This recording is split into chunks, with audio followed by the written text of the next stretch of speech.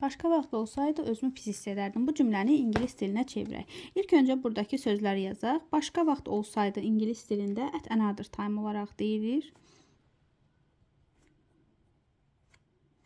At another time. Özümü pis hiss edərdim. Burada söhbət kimdən gedir? Məndən. I.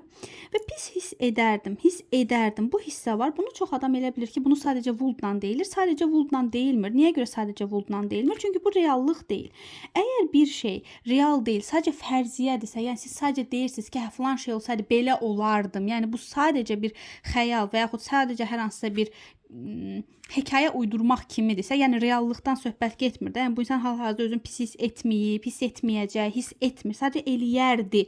O zaman qayda ingilis dilində would üstəgəl feilin 3-cü forması olacaq.